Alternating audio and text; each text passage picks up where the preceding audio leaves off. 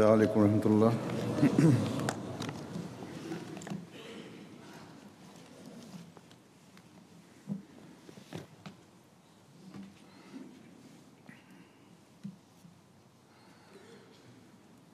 أشهد أن لا إله إلا الله وحده لا شريك له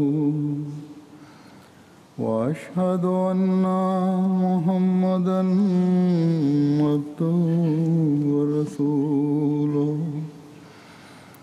أما بعد فأعوذ بالله من الشيطان الرجيم بسم الله الرحمن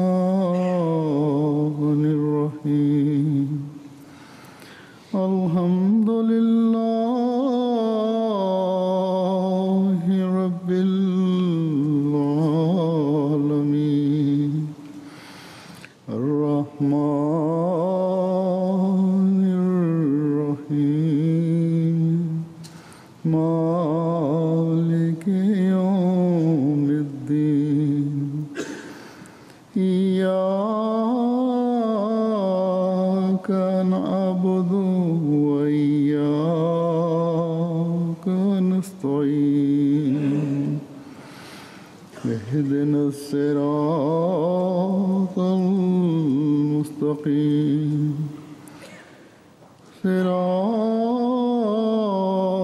الذين أنعمت عليهم غير المغضوب عليهم ولا الضالين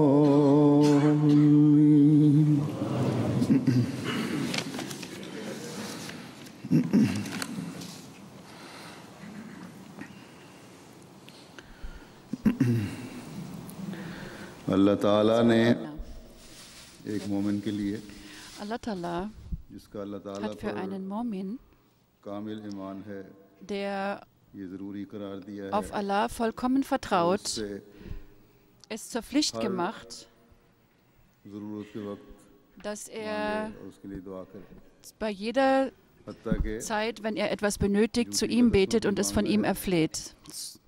So weit, dass man sogar um ताकि ये एहसास रहे Schnürsenkel, wenn man sie benötigt, sie von Allah erfleht, damit man ständig sich dessen bewusst ist और हर und छोटी से छोटी चीज़ भी sicher ist, अगर कोई देने की ताकत dass रखता है er über jedes, das Größte vom Größten und das Kleinste vom Kleinen, wenn jemand überhaupt einem etwas gewähren kann, dann ist es Allah. कुछ नहीं मिल सकता Ohne seine Gnade können wir nichts erlangen. तो उससे दुआ Wenn wir von Schlechtem uns fernhalten, müssen wir zu ihm beten. O Allah, नेकियां बजा लानी है bewahre uns vor Übel. तो उसके आगे झुकते हुए Wenn wir etwas tun, इससे तौफीक मांगते हुए müssen wir uns vor ihm verneigen und von ihm erflehen, dass er uns dazu befähigt. ना हम Denn ohne die Hilfe Allahs können wir weder gute Taten tun, बच सकते हैं noch können wir uns von Schlechtem fernhalten. की आग से अल्लाह ताला के फजल Noch können wir बच सकते हैं uns ohne die Gnade Gottes vor dem Feuer bewahren. Noch können wir उसके फजल के बगैर देख सकते हैं बस die Bilder des Paradieses erblicken. अल्लाह के फजल से Wenn nun alles और उसकी रहमत durch die Gnade Gottes und durch seine Güte कि हम हर मामले में erlangt werden kann, wie wichtig ist es dann, dass wir in jeder Angelegenheit Allahs gedenken और यही und अल्लाह von ताला ihm का हुक्म und zu ihm flehen. Und das ist das Gebot, das Allah uns दुनिया और gegeben आखिरत hat. संवारने के लिए ज़रूरी है Und das ist notwendig, damit wir das Jenseits erblicken. Allah hat im Heiligen Koran gesagt,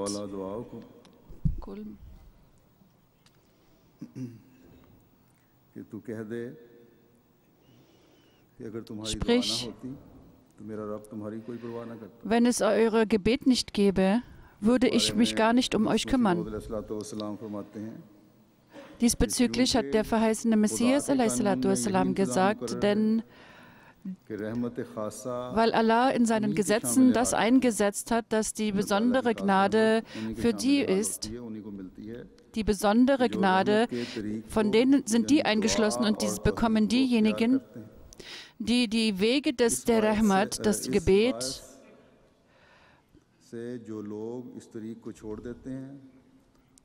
kennen, so dass die diese Art und Weise verlassen, von allen möglichen Schwierigkeiten eingeschlossen werden. Allah benötigt uns nicht, er ist unabhängig. Und er sagt weiter, sage ihnen darum, wenn ihr nicht gottesfürchtige Menschen werdet und nicht Allahs gedenkt, dann wird mein Gott sich nicht um euer Leben kümmern. Und er sagt weiter, ein Mu'min muss den Sinn seines Lebens zuerst einmal selbst erfassen und dann entsprechend handeln. Allah Ta'ala sagt, Kul mayabu, das war Arabisch.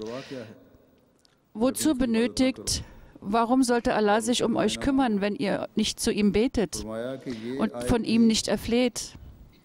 Er sagt weiter, dieser Vers, Ma khalaqtul jinna wa insa illa liya'budun ishra. Yani Kul ma yabu bikum rabbi lawla du'akum. Kul ma yabu bikum rabbi lawla du'akum. Dieser Vers ist hier erklärt.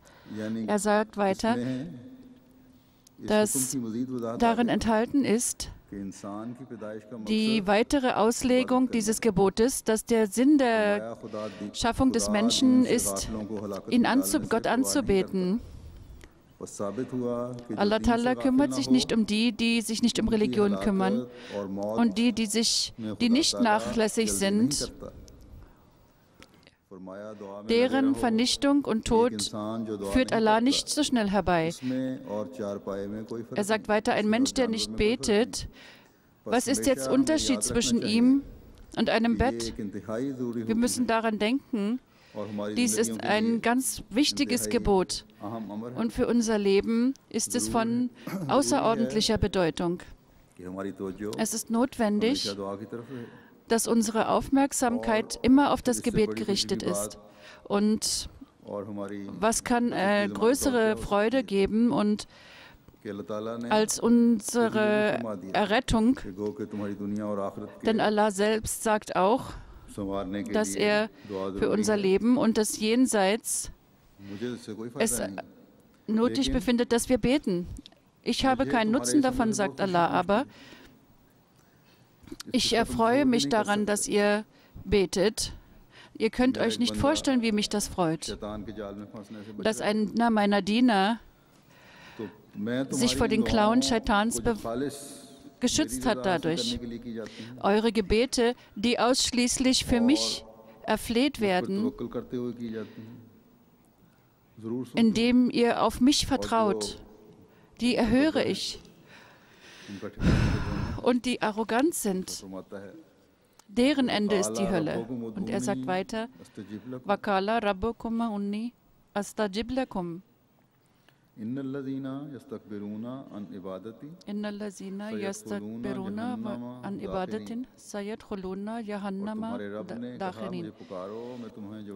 Und euer Herr hat euch gesagt, ruft mich an, ich werde euch antworten. Und sicher sind diejenigen, die mich nicht an, und gibt es solche, die sich davon ausnehmen und sie werden in die Hölle kommen. Hazrat Masih Maud a.s. sagt diesbezüglich, dass Istajabate Dua bedeutet, das Gebet, das Dua ist ein Teil des Systems, ein Zweig. Und es ist geschrieben, dass derjenige, der das nicht versteht, stolpert und auf Abwege gerät. Dass Der Sinn des Gebetes ist, dass jemand zuerst die Gnade Allahs erkennt und sie ihn anzieht.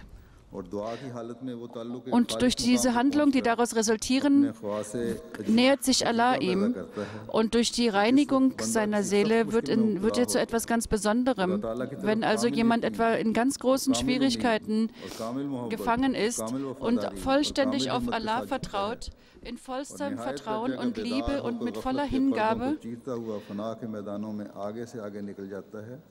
und sich vollkommen aufgibt darin und niemals nachlässig ist darin, was wird er dann am Ende sehen? Gärten.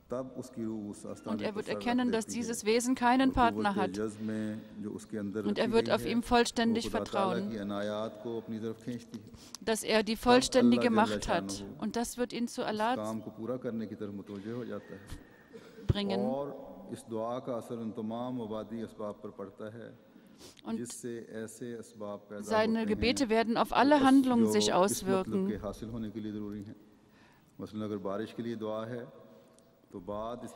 Wenn man zum Beispiel um Regen betet, dann wird all das, was man benötigt im Gebet, dafür entstehen da in seinem Gebet und sich entwickeln. Deswegen ist das ein wunderbares Geschäft, das man machen kann, dass durch das Gebet im Menschen eine solche Stärke entsteht, durch die der Mensch vollkommen wird. Ein vollkommenes Gebet erschafft eine vollkommene Stärke,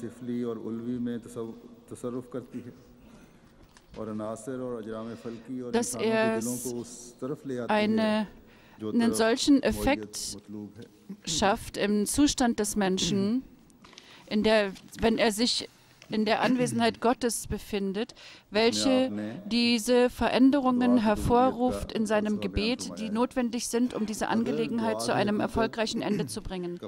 Der verheißene Messias hat die Philosophie erklärt der Annahme des Gebetes, dass wenn sie die Realität des Gebets erkennen, dann müssen sie auch verstehen, dass die Annahme des Gebetes auch eine Philosophie hat. Der Diener Gottes hat und sein Gott hat eine Anziehungskraft gegenseitig, die eine Stärke hervorruft. Der verheißene Messias führt weiter aus. Der erste Schritt wird gemacht bei Allah, indem er die Manifestation seiner Gnade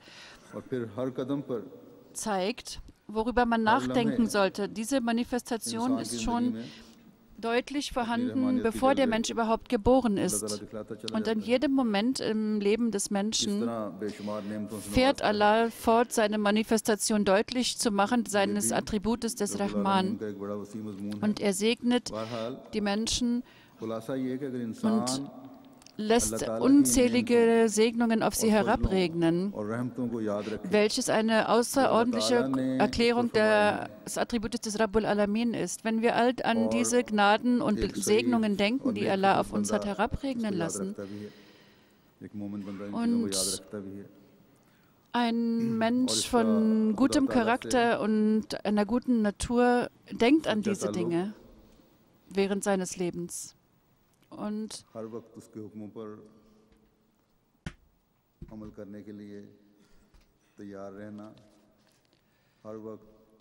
man ist bereit, zu jeder Zeit diese Liebe aufzunehmen, seine Gebote sich vor Augen zu halten, jederzeit seinem Willen sich zu unterwerfen und sein Herz danach auszurichten. Das sind Zeichen für einen Mu'min.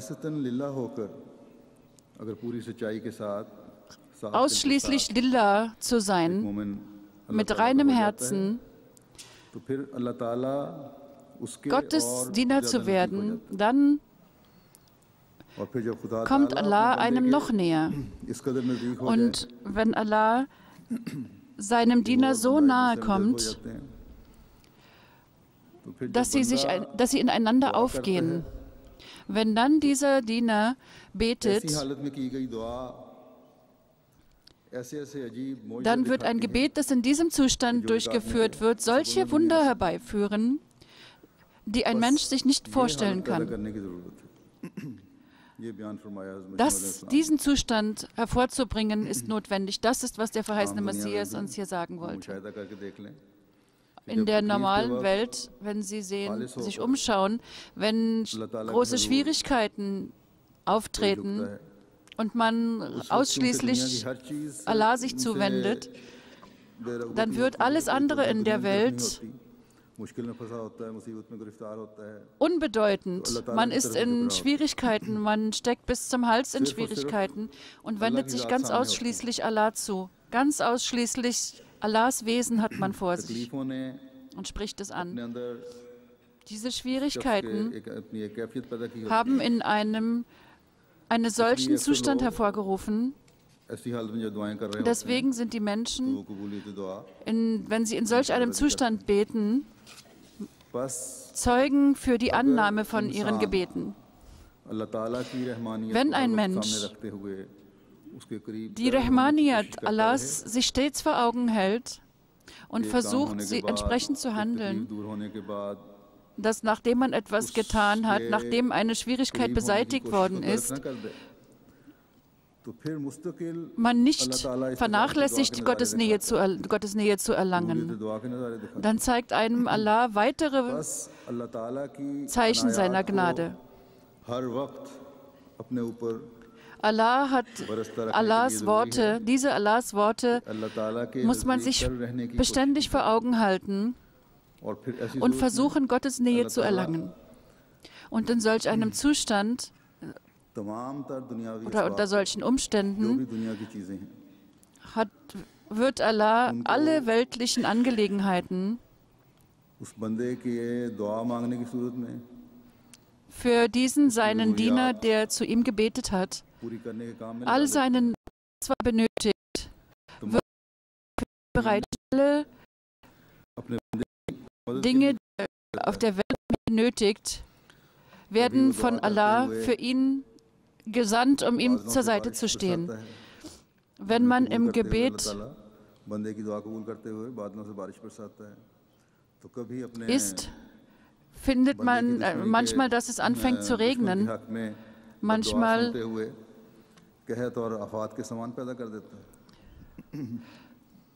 schafft Allah Situationen, in denen man gegen seine Feinde betet, dass sie für den Feind nachteilig sind.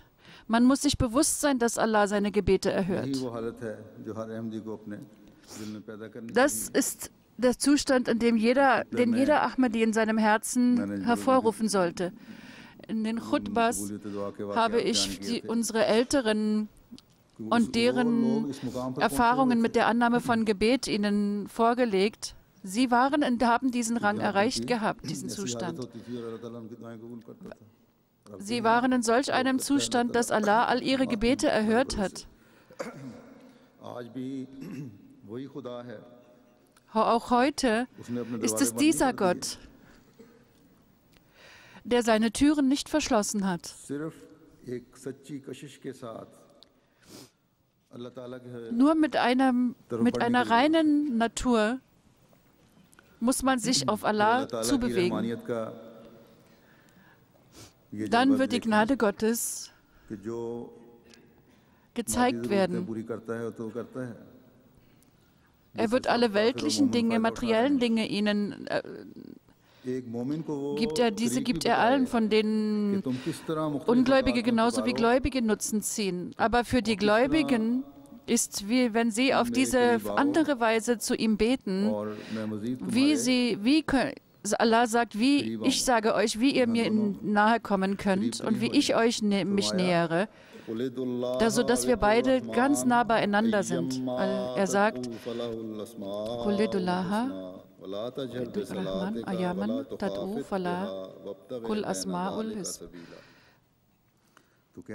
sprich, rufe Allah an, den Gnädigen. Mit welchem Namen du ihn anrufst, sind die schönsten Namen. Allah Ta'ala sagt, ich habe viele verschiedene Namen, viele verschiedene Attribute.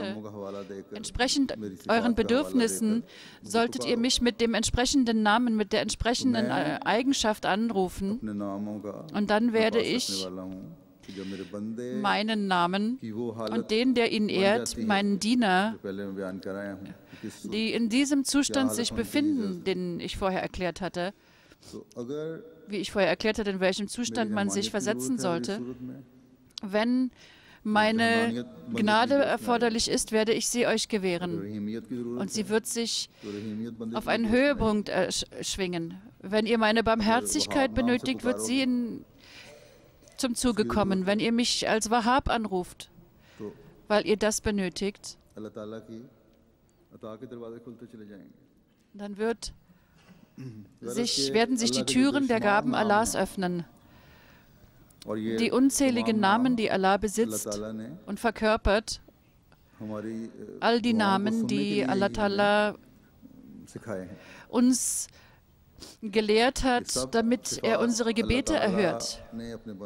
All diese Eigenschaften, die Allah seinem Diener deswegen geoffenbart hat, damit er seine Nutzen daraus ziehen kann, indem er ihn anruft mit diesen Namen.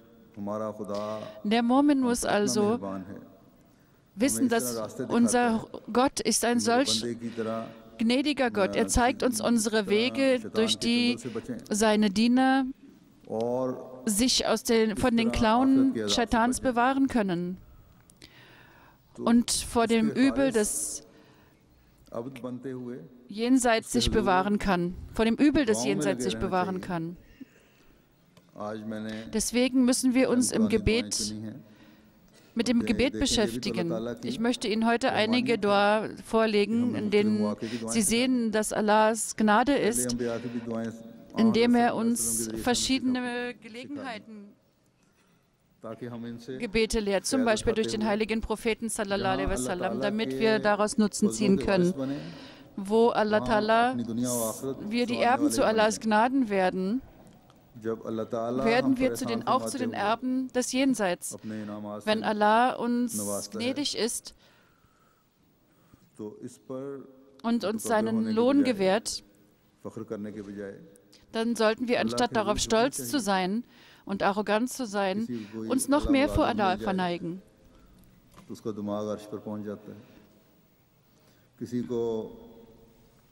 Wenn jemand einen guten Arbeitsplatz bekommt, dann fühlt er sich wie auf einem Thron. Wenn er ein Geschäft erfolgreich abschließt, denkt er hat was erreicht.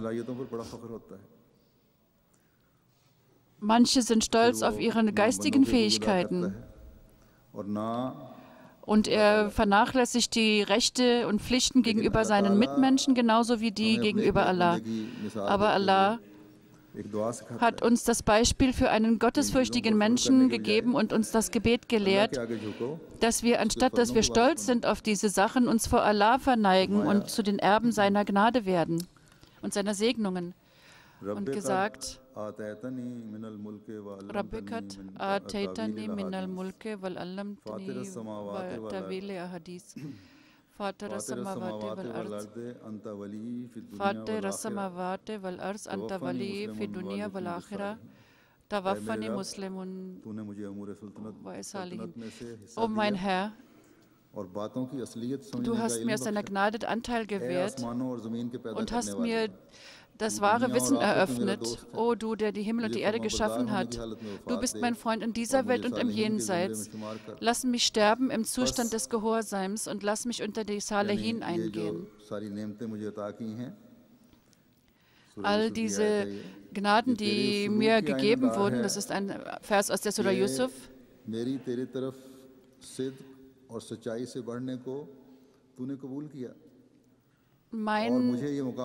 auf dich sich zubewegen und an der Wahrheit festhalten, hast du angenommen von mir. Und ich hoffe, dass wie ich die Zeichen deiner Freundschaft in dieser Welt gesehen habe, wirst du auch im Jenseits mein Freund sein.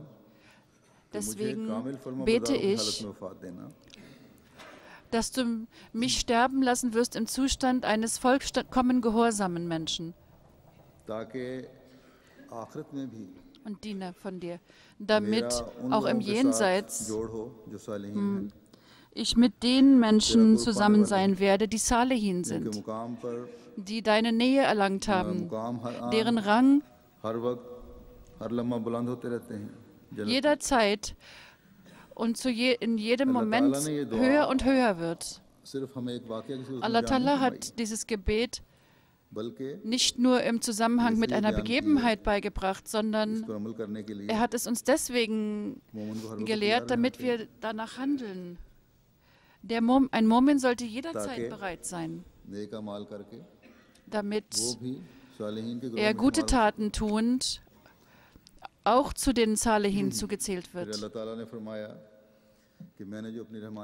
Allah Ta'ala sagt weiter, was die Zeichen meiner Gnade an euch, die ich euch gezeigt habe, ich, der den Himmel und die Erde geschaffen habe, die ich in den Himmel und den Erde geschaffen habe, betrachtet sie und denkt über sie nach, die Sterne, die Planeten, die Sonne, die verschiedenen Dinge, die euch mitunter vor schädlichen anderen Dingen beschützen, die Kräfte, die euren Planeten auf der richtigen Bahn halten, der Mond, die Sonne, die ihren Einfluss haben auf die Dinge, die auf der Erde entstanden sind, die verschiedenen Wetter, die Wärme, die Kälte, all die verschiedenen Dinge, die auf der Erde wachsen, die verschiedenen Pflanzen, die verschiedenen Gärten, aus denen ihr Nutzen zieht. Diejenigen, die über diese Dinge nachdenken und die Allahs Größe erklären damit, die dankbar sind. Sie bleiben auch auf dem Standpunkt, nämlich, dass sie nach ihrem Tod auch vor Allah erscheinen werden. Sie sind sich dessen bewusst, was Allah über die weltlichen Dinge gesagt hat. Wenn sie wahr sind, dann ist auch das Jenseits wahr. All das sehend betet ein Mu'min, dass unsere Schwächen und unsere Fehler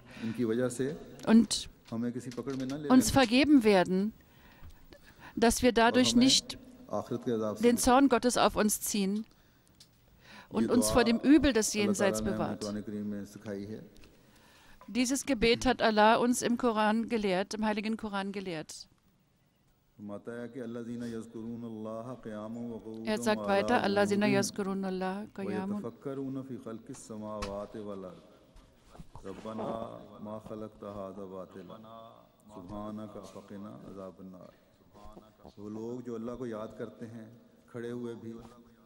diejenigen, die Allahs gedenken im Stehen und im Sitzen und sich niederwerfen und die sich über die Schöpfung von Himmel und Erde Gedanken machen und ausrufen, unser Herr, du hast das nicht ohne Sinn geschaffen. Rein bist du, o bewahre uns vor der Pein des Feuers. Rabbana ma khalaqta batila subhanaka faqina azabun nar. Diesbezüglich schreibt der verheißene Messias a.s. Ja Ilahi, du bist rein davon. Deine Existenz ist die Attribute, du bist frei davon, dass wir dir falsche Attribute zuschreiben. Attribute, welche nicht perfekt sind. Attribute, welche weit unter deinem hohen Stand sind und unter deiner Würde sind. Bewahre uns vor der Pein des Feuers, denn dich zurückzuweisen ist Hölle. Gläubige sind diejenigen, die Allahs gedenken im Stehen, im Sitzen und während sie in ihren Betten sind. Und die Qualitäten, die in der Welt und im Himmel sind, sie denken darüber nach und über die Geheimnisse dieses Universums. Wenn sie Allahs Schöpfung sehen, sagen sie, O Allah, du hast dies nicht umsonst geschaffen. Lass diejenigen, die besondere Gläubige sind. Sie wissen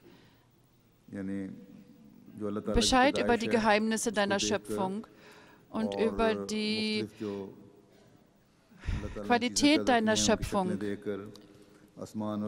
Sie verstehen nicht nur so viel, wie weltliche Menschen verstehen, sondern Dinge wie der Mond, die Sonne und die Sterne. Wenn sie beobachten, sehen sie nicht nur diese Sterne, Sonne und Mond wie weltliche Menschen. Sie denken nicht nur darüber nach, wie groß sie sind und wie klein sie sind und wie groß die Gravitation ist und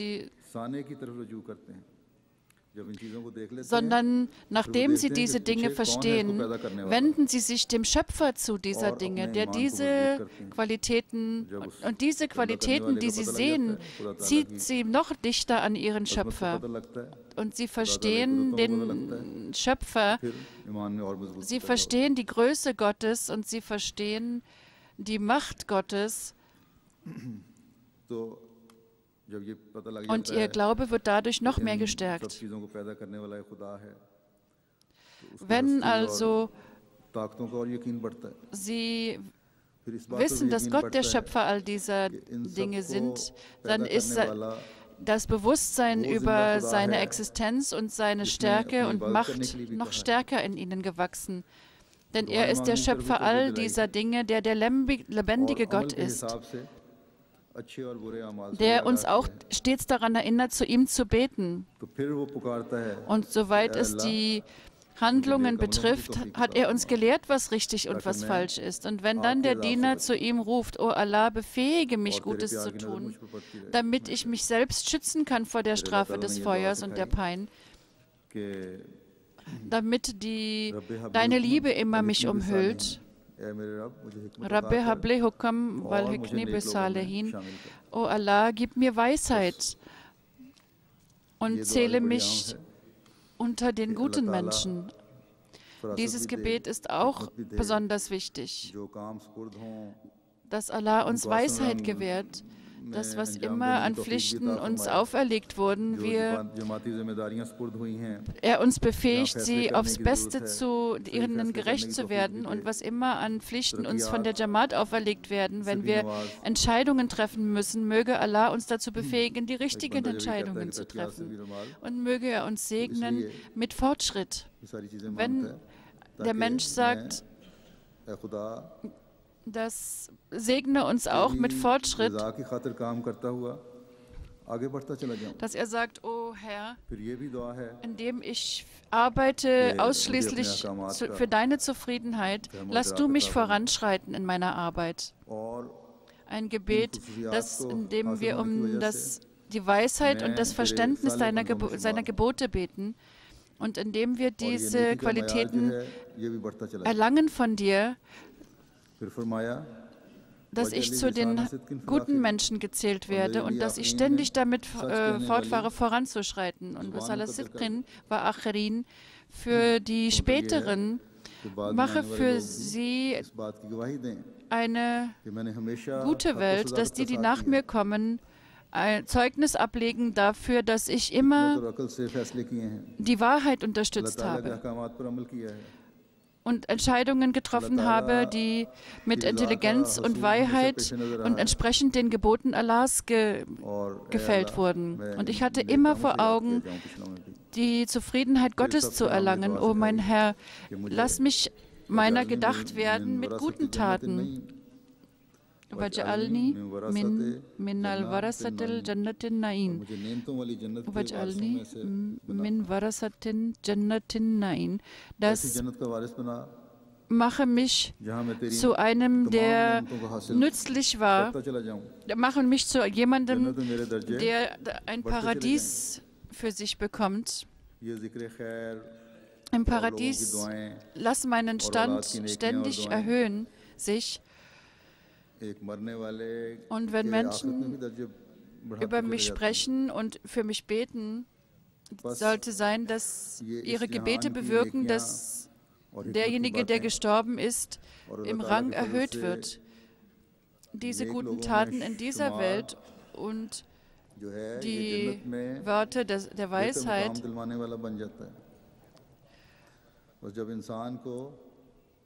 werden zu einem Mittel, einen besseren Rang im Paradies zu erlangen, einen höheren Rang im Paradies zu erlangen. Und wenn jemand versucht, danach zu leben, dem hat Allah das Gebot gegeben.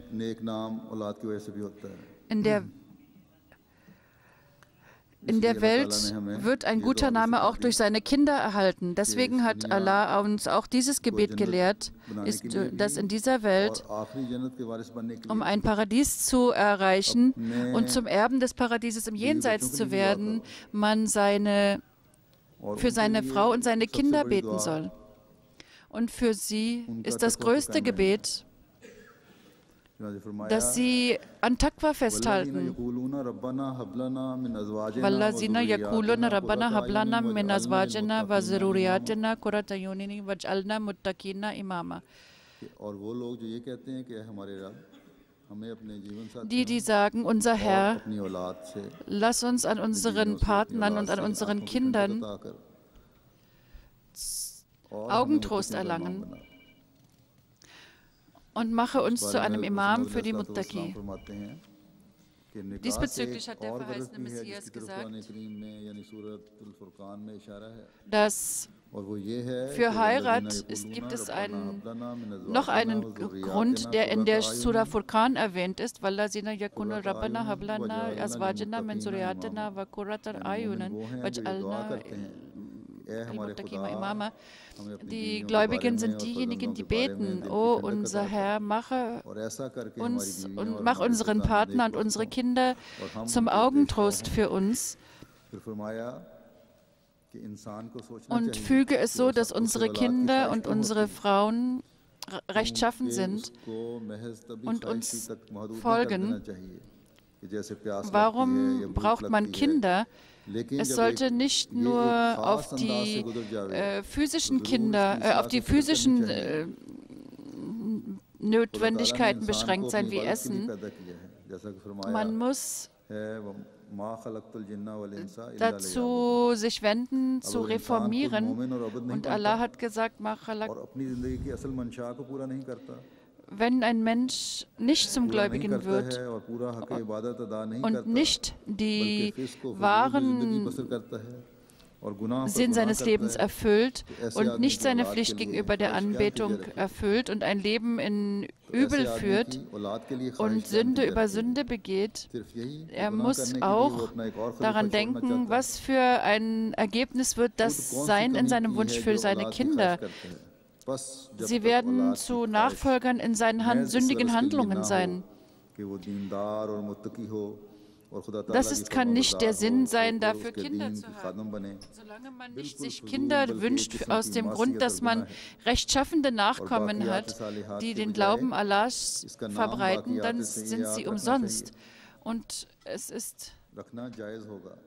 Sie können es kein Bariatus Saleh hat, sondern diejenigen, sie werden zu denjenigen sein, die zurückgelassen werden als Sünder.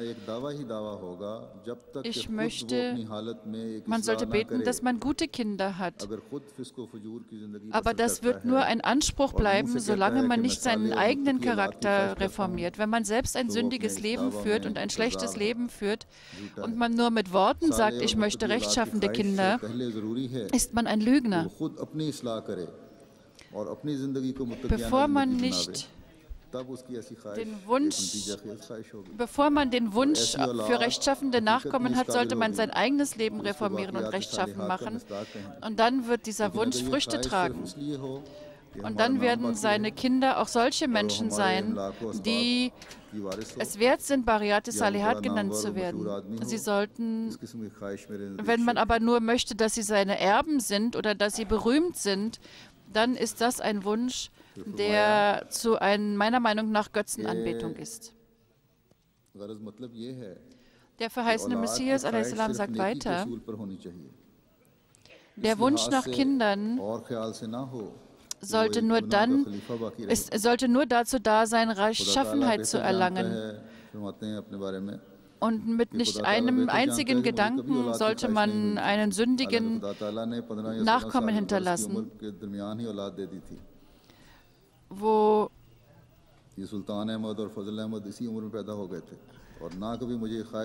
Sultan Ahmad und Fazl Ahmad waren geboren, als ich sehr jung war. Ich hatte nie den Wunsch, große, berühmte Menschen zu haben oder in großen, berühmten Berufen, sondern aber es gibt Leute, die haben diesen Wunsch und sie haben Kinder, aber sie müssen verstehen, dass ihre Erziehung, sie rechtschaffen zu machen und sich Gott anzuvertrauen, das muss ihre Hauptsorge sein. Aber sie beten nicht dafür und sie erziehen sie nicht diesbezüglich. Meine eigene Situation ist, dass nicht ein einziges Gebet vergeht, in dem ich nicht für meine Kinder bete. Und viele Menschen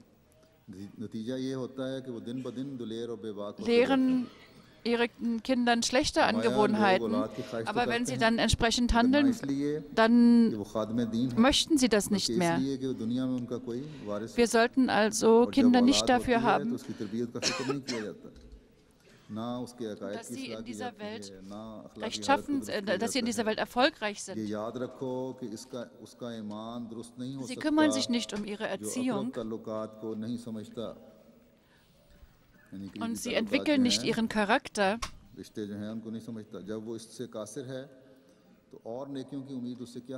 Niemand kann ein guter Mensch sein, wenn er nicht versteht den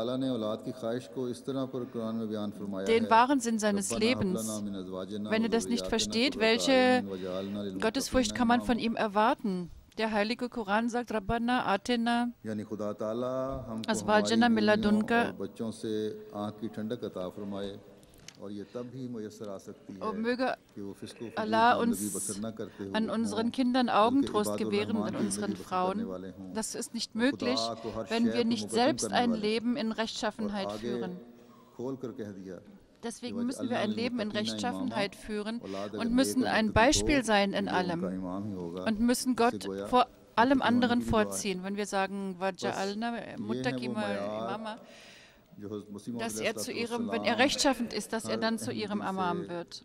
Das ist der Standard, den der verheißene Messias a.s.w. von jedem Ahmadi erwartet für seine Kinder.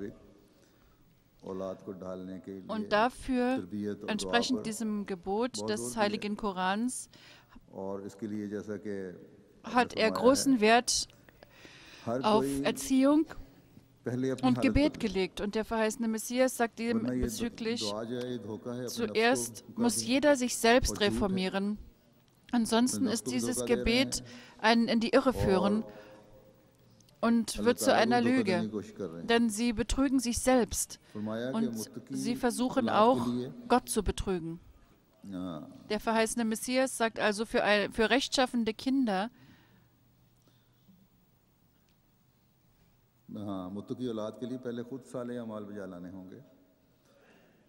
also er sagt, dass für rechtschaffende Kinder müssen sie selbst gute Taten tun. Für die Annahme ihrer Gebete werden sie den Zustand in sich entwickeln müssen, den ich am Anfang erwähnt habe. Wenn sie diesen Zustand erreicht haben, dann inshallah, so wie Allah es versprochen hat, wird er ihre Gebete erhören. Deswegen ist jeder Ahmadi und jedes Ahmadi-Kind ist für ihn ein Pfand von der Jamaat. Und jeder Ahmadi, der seine Kinder in Waqf-e-Nor gegeben hat, sollte zu einem Diener des Glaubens werden und sie sollten gezählt werden unter den Menschen, die andere Menschen zu Gott rufen.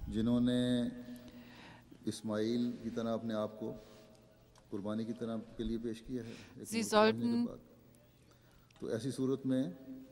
nachdem sie von den Eltern gewidmet wurden, sollten ihre Väter natürlich auch ihr Beispiel zeigen, wie das Beispiel des verheißenen Messias.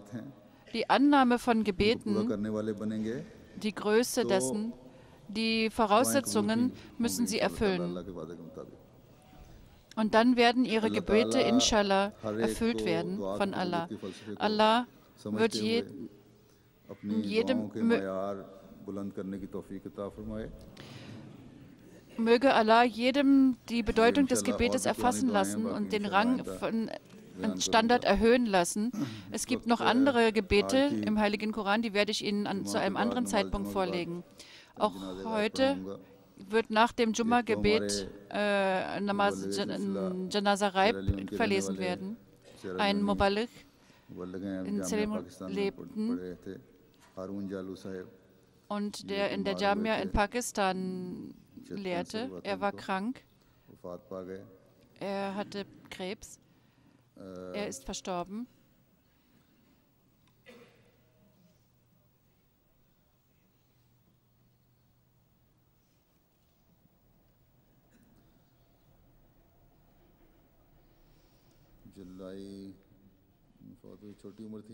Salai war nicht sehr alt. Er hatte 3 Kinder, war ungefähr 51 Jahre alt. Und wir werden das Gebet Abdus Salam aus Qadian, er war Derwisch. Er verstarb am 18. September. Er diente als Manager der Presse in Qadian. Er war ein sehr mutiger Mensch und hat sein Leben lang hart gearbeitet, voller Hingabe für die Jamaat und erhöhte seinen spirituellen Standard. Er hinterlässt 3 Töchter und 2 Söhne. In Sindh Bhatti Sahib, er hat dem 2. Kalifen und dem 3. Kalifen ausgiebig gedient für eine lange Zeit. Er hat sein junger Sohn studiert in der Jamia. Ahmad Bhatti war auch ein Märtyrer. Einer seiner Schwiegersöhne ist ein Arzt in Ghana und er ist dort auch ein Waqf-e-Zindagi. Er war ein außerordentlich gottesfürchtiger und aufrichtiger Mensch. In Nasrabad, in Sindh, er lebte dort in der Nähe und auch in seinem hohen Alter ging er immer in die Moschee. Daud Noman Sahib aus Calgary lebt in Amerika, verunglückte er. Seine Frau und ihr 11 Monate alte Tochter verstarb darin. Er hatte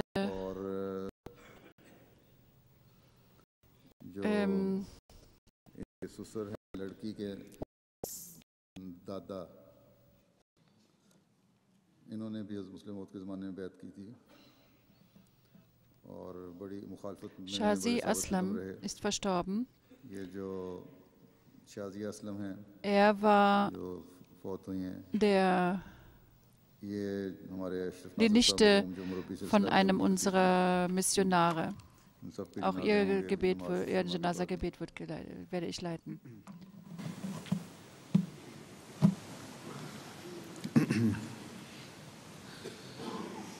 Alhamdulillah, alhamdulillah, nahmaduhu wa nasta'inuhu wa nastaghfiruh wa nu'minu bihi wa natawakkalu alayhi wa na'udhu billahi min shururi anfusina ومن سيئات أعمالنا